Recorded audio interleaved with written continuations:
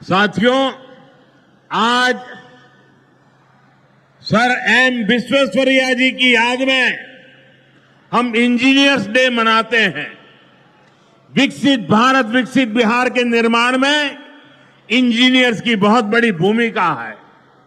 मैं देश के सभी इंजीनियर्स को आज के दिन की बहुत बहुत बधाई देता हूं, अपनी शुभकामनाएं देता हूं। इंजीनियर्स का परिश्रम, उनका कौशल आज के इस कार्यक्रम में भी दिख रहा है।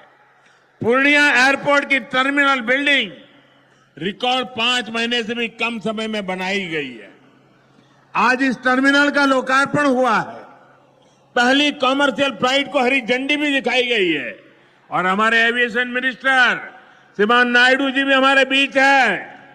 उनके लिए भी जरा ताली बजाइए। यहीं से हवाई जहाज उड़ा रहे हैं वो। नए एयरपोर्ट की वजह से अब पूर्णिया देश के एविएशन मैप पर आ गया है।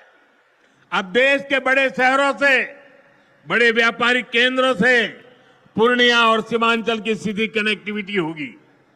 साथियों, एनडीए सरकार द्वारा इस पूरे क्षेत्र को आधुनिक हाईटेक रेल सेवाओं से भी जोड़ा जा रहा है। आज भी मैंने वंदे भारत, अमृत भारत पैसेंजर ट्रेन को हरी झंडी दिखाई है।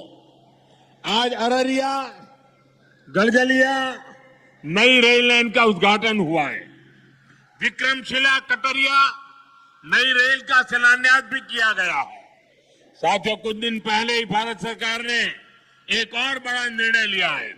Buxar Bhagalpur high speed corridor के मोकामा मुंगेर सेक्शन को मंजूरी दे दी है। इससे मुंगेर, जमालपुर, भागलपुर जैसे इंडस्ट्रियल हब को बहुत फायदा होगा। सरकार ने भागलपुर, दुमका, रामपुर हाट रेल लाइन के दोहरीकरण को भी मंजूरी दे दी है।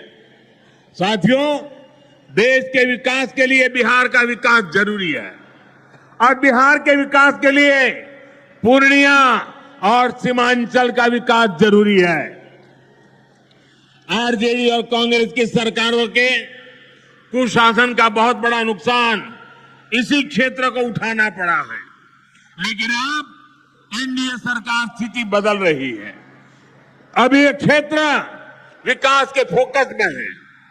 साथियों, बिजली के क्षेत्र में भी बिहार को आत्मनिर्भर बनाने का काम चल रहा है।